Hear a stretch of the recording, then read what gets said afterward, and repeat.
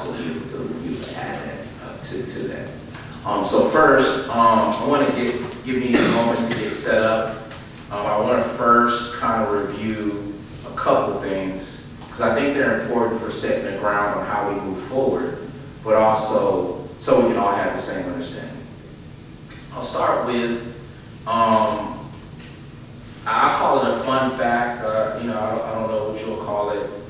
In your packet, I provided you all some information from for House Bill 1522.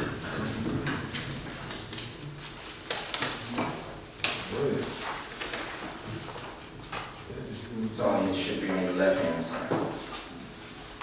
House Bill 1522. This was a bill that changed what we now know as the notice of a meeting of a governmental body that must be posted in a place readily accessible to the general public at times for at least 3 days. 3 business days, that's important. It was 72 hours before the scheduled date of the meeting. And so it gives some exceptions. It talks about the physical copy of the proposed budget unless governmental bodies have made the proposed budget clearly accessible on the home page of the website. There's 2 reasons why 1522 is important. Not only about what we'll talk about on the other side of our basic legal requirements for budget tax rate and our budget overview, but just understanding. This just passed in the legislature last month. For those who don't know, this bill currently is not in effect today, right? So you gotta read the whole page. It says September 1st. So September 1st means that, and the reason why I'm sharing it with everybody, because everybody's going to be impacted. Every organization that's of governmental connection, EDCs, planning and zoning, city council, now have a requirement that it be posted for 3 days prior to the meeting, not just 72 hours, which means and it's 3 business days. So that changes the game as far as noticing requirements for every city, county in the state of Texas, right? So it's important that we understand, and so we'll make sure we start counting business days, which means our meeting that is on Thursday will need to be posted by Friday at said time. So if our meeting starts at 7 on Thursday, we would need our meeting to be posted Friday at 7. Because it's business days. They don't count. It used to be 72 hours. They're not counting Saturdays and Sundays anymore, right? And so that is one key thing. Second thing that this bill do that gets into what we'll talk about, you should have a additional packet in your that says basic legal requirements for budget and tax rate setting webinars. And so in this, they go over several things, and it's important that everybody know or be aware. I won't say no, because that's why I'm here, but I'll just say be aware. Because most of you don't have to do anything, you just need to know it. So, what are we talking about? We're talking about budget adoption. There is a process you go through: the creation, a hearing, and then you have the adoption. That is the overall process. And then so that's the budget. Then you have the tax rate adoption. The tax rate comes from the tax assessor collector based on your property tax. That information comes and city council uses that information based on your INS or M&O, which are percentages made up for how much does it cost for you to operate your city. So you have tax rate, which is your revenue. Your revenue is your starting point. You have your proposed rate. You have your tax rate hearing, and then you have the tax rate adoption. Those are all processes that the city of Kirby have done, and we will continue to do. There's going to be a different variation based upon House Bill 22, which the city of Kirby's done it. But now it's just making sure that all cities do it and do it, again, required. City budget regulations. So these are the things you would use when working through your budget. So this is the things that I use to guide as I prepare a budget that is then due to the city secretary's office on August 7th.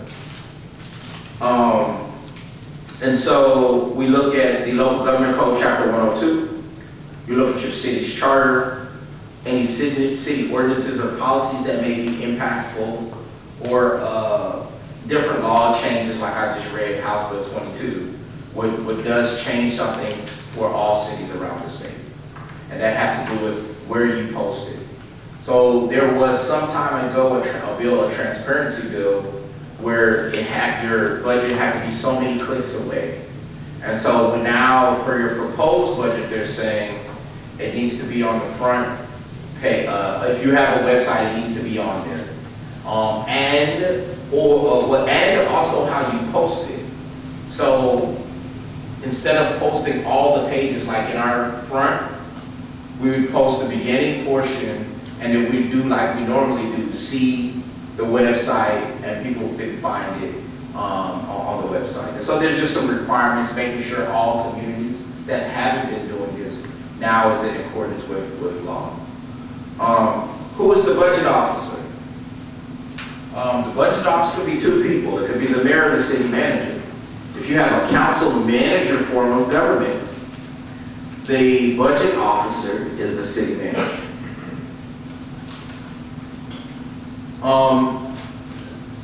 It just talks about what this person is tasked with and the process in which they go through trying to get this together, preparing the budget, work with the finance office, work with all the staff. We just had our leadership meeting this week, going through getting your recommendations, and we're going to be talking departmentally on tomorrow about what we see and some of our goals for this next upcoming year. So the proposed budget is presented by the budget officer. It must be filed with the city secretary's office at least 30 days before the adoption. It didn't say it needed to be filed in May, or you needed to do this, or it says this is the law. The proposed budget needs to be filed in the city secretary's office 30 days prior. Posted on the city's website, and we should have a cover sheet if proposed budget is going to raise more property tax than in the previous year. So what they're saying is they want citizens to have information and knowledge if you all are going to be adopting a rate that is going to bring in more revenue than the year before, that they be noticed. Why must this be included in the budget? That bill, or what they're currently trying to do, is to show transparency. The comparison between expenditures and proposed budget in the preceding year. As you'll see tomorrow, our budget does that. Our budget, draft budget that y'all will get, must show estimated amount of money for each project or expenditure, and then financial statements that shows outstanding obligations. And so all that information is what we've been working on for over a month to try to get these things narrowed down, to provide to the city council a draft budget, and as we continue to massage it, a budget that I have to submit to the city secretary's office by August 7th. Actually, no, it's not the 7th. The 7th is when we get the rate back from the tax assessor collector, which is why we are not necessarily having a hard budget conversation, because the numbers may change. Right? So other laws, a proposed budget must be included line items comparing expenditures in proposed budget to actual expenditures in the preceding year. Like I said, y'all will see that. We'll have to notice it in the newspaper,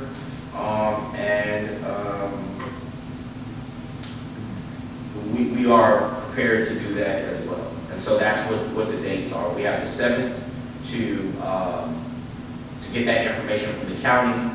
Once we get that information, we will, I will get that information, update the budget, submit it to the city secretary, who's the official keeper of records.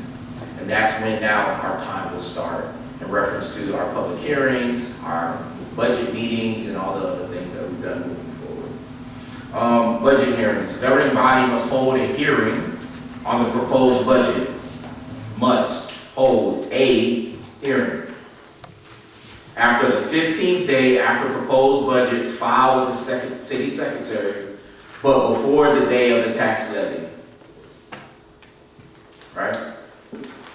Notice of hearing must be published in the newspaper 10 to 30 days prior, before the hearing, and include a statement in the budget requiring more revenue. Again, like I said, a carryover. Include new requirements from House Bill 1522. Action must be taken at the end of the hearing. So you know, like the public hearings that we've had, we'll definitely do the same thing again, but we have to notice it in the newspaper, notice it on the agenda. House Bill 22 again takes effect September 1. Proposed budget must be physically included in the meeting notice unless clearly accessible on the city website. So when we don't put 100 pages on the front of the building, just know it says unless clearly accessible on the city website. Okay. Taxpayers' impact statement showing tax bill on homestead if this budget is adopted. Compared to last year, obviously our budgets do show that. And what constitutes a meeting to discuss the budget? That's kind of going to come in. That's what we've always had. I know when I was here last time, we had at least 3 budget meetings outside of the retreat, which was good information that we brought back to City Council. Budget adoption. After budget hearing, but before tax rate adoption, there must be a record vote. Explain that. The City Council needs to vote Oh. on the record. And then that's one of the votes that will be posted on the front of the door and on the website. Can you go back to the HB, the previous page, the third bullet point, can you clarify that for taxpayer impact statement? If the budget, if we're